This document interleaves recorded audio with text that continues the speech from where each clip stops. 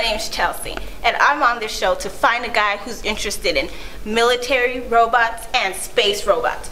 Robots just makes me tingle inside. Robotics is just the new IT technology that's taking over, and I need a guy in my life that knows about these things.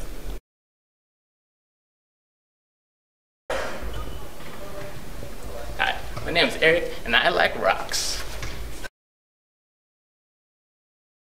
Hi, my name's Nick. I'm just trying to get the party started.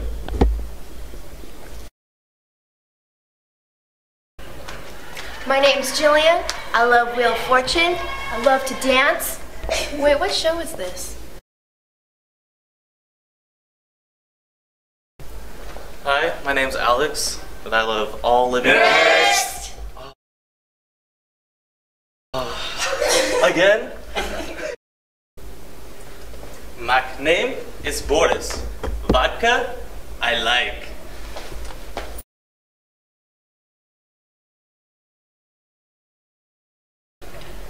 What up, my name is Jeff, and if you like the weather, I make it rain.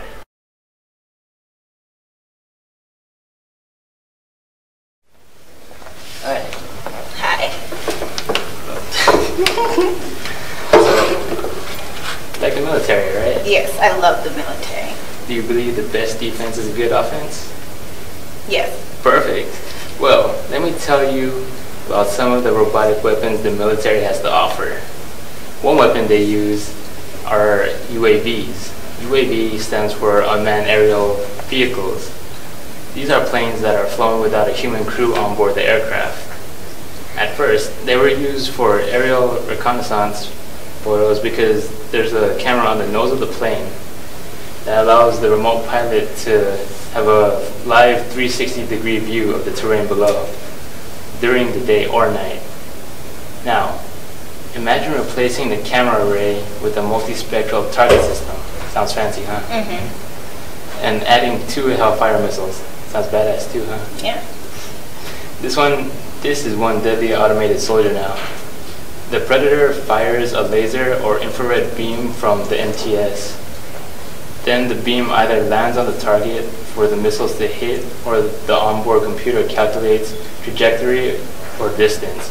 These calculations can either be sent to other aircrafts, or the Predator can launch its own missiles. So what do you think?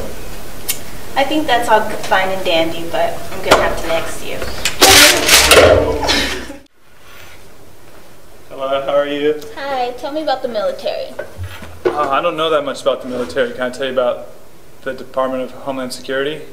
You could just tell me whatever you know. Okay. Well, Homeland Security was founded in 2002, and they use a bunch of robots. Mm-hmm. They use one robot as a rescue robot, or they send the robot to find survivors underneath rubble and stuff like that. Mm-hmm. There's another robot that Homeland Security is using. It's a micro robot.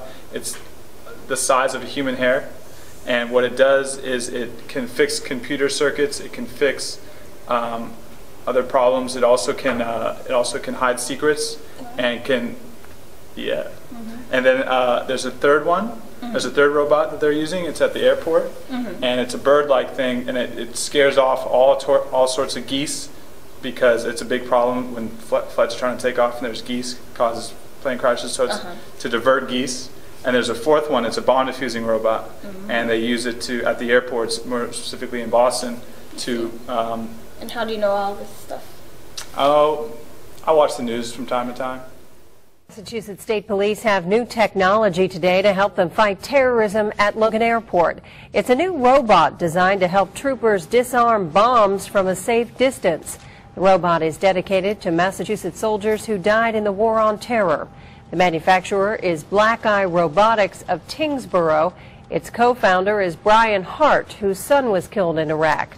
Police are impressed by the sheer size of the robot. One of its intentions when it was designed is the latest threat of large vehicle bombs. So having something as robust as this allows us to deploy certain types of render-safe tools that we use that are equally robust to combat such a large threat. The money to buy the robot came from a congressional earmark sponsored by Congresswoman Nikki Tsongas. So what do you think? Do you like the Homeland Security? It seems nice, but you don't have what I'm looking for, so next. Man. Hey. Hi. I don't know what I'm doing on this show, but I like to be on TV. I see. So, what I want to talk about is space exploration. Do you like that? Yeah. Okay, well let's talk about that then. Well, first, space exploration is used so we know about unknown species, minerals, materials. It's kind of like a world of the unknown. So scientists use that to kind of look and evolve and bring new things to life. I see. Some of the pros, I'd say, basically just knowing about new things, evolving, life. Some of the cons, I'd say, actually sending an astronaut into space, risking his life. There's many harmful organisms that could be brought back on Earth, maybe be deadly to the human life. But all the millions of dollars spent on space exploration, it's very beneficial to the quality of life in younger generations. I see, I see.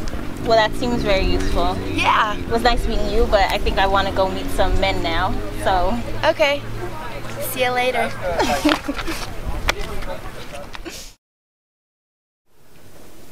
Well, since it's snowing, how about you tell me a little bit about the weather? Oh, certainly. There's this thing called remote sensing, and basically this is an acquisition of information that signifies from either recording or real time about just the weather. And some of these different things that are used is a weather satellite and a weather radar. Also used are airplanes and something called the weather balloon. A weather balloon is basically what it sounds like, a balloon that really just floats in the air, thousands of feet up, connected with instruments, and it sends back info on atmospheric pressure, temperature, humidity, and wind speed. By this, it's another device is attached to this, and it's called a radiosonde. A radiosonde is a unit for weather in which balloons kind of is connected to, and it also just sends back the transmissions and all the information about these different things. And how researchers track this radiosonde and this weather balloon is through the way of GPS. So they'll know exactly where and when the weather will hit in advance. These weather balloons are approximately 800 around the world, and typically they go off 2 times a day, every day. So it's a really cool thing. And as it's raining, I heard that researchers from the MIT are trying to improve weather forecasting by using UAVs called robotic aircrafts and flight plans. And this will not only benefit us, but it also can help us know when we have these type of weather storms, and we won't be caught up in this mess.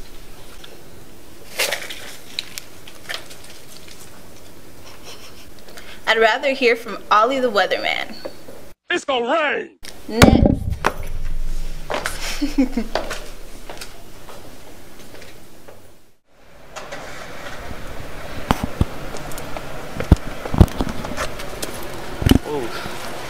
Hello. Hello, aren't you supposed to be on next with me? Mm-hmm. Then why are you sleeping? Sorry, Boris is tired. So tell me about growing up in the Soviet Union. As a child, growing up in the Soviet Union was very difficult. Boris did not have father. I am your father.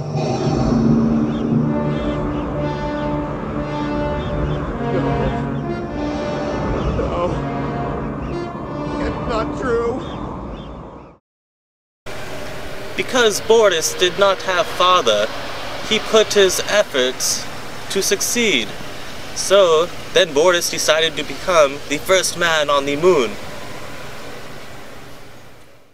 I believe that this nation should commit itself to achieving the goal, before this decade is out, of landing a man on the moon and returning him safely to the Earth.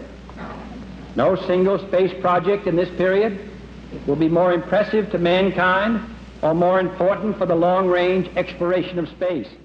10, 9, Ignition sequence starts.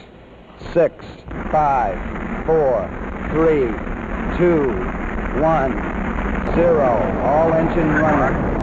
Liftoff. We have a liftoff. 32 minutes past the hour. Liftoff on Apollo 11. Roger, we got a roll program. Tower cleared. Roger, roll.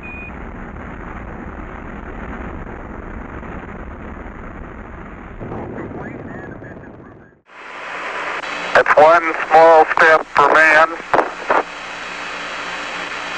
one giant leap for mankind. Oh, that looks beautiful from here. Well, that's very interesting, Boris. I always thought it was Neil Armstrong. Well, you seem like an intelligent man. Could you what do you think is the most beneficial satellite to mankind? Boris would have to say the Hubble Space Telescope, which was invented by NASA in 1990.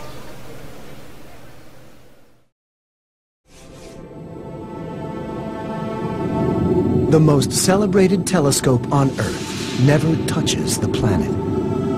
Hubble Space Telescope orbits nearly 400 miles above the Earth, racing around the globe every 97 minutes.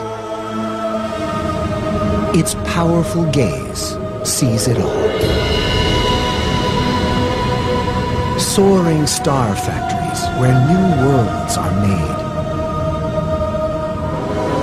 The violence of exploding stars. And a new light on black holes. Hubble is the key that has unlocked some of the greatest mysteries of the universe.